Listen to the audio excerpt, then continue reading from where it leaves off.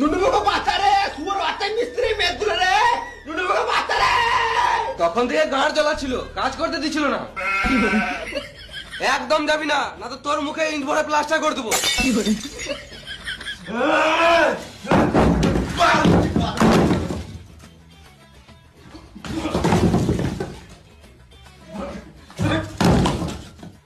দিয়াল কেন ভাঙলি শুয়োর বাচ্চা?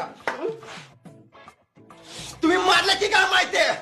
বেশি গাঁড় জ্বলাবি তো বালিতে পুঁতে তার উপরে মুতে দেবো। গুক করে তোমার ছুটা হয়ে যাবে। তোর মুখে ইট ভরে প্লাস্টার করে দেবো। এই দেয়ালটা ভাঙা উচিত হলো না। এই মানাইকে বাড়াতে করে গালতে হবে।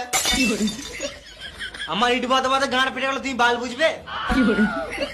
শুয়োর বাচ্চা, এত কষ্ট করে ইটটা গাঁথলাম আর তুই ভেঙে দিলি। বেশ করছি, বা ছিলবে। ভেঙে নিয়ে বড় বড় কথা।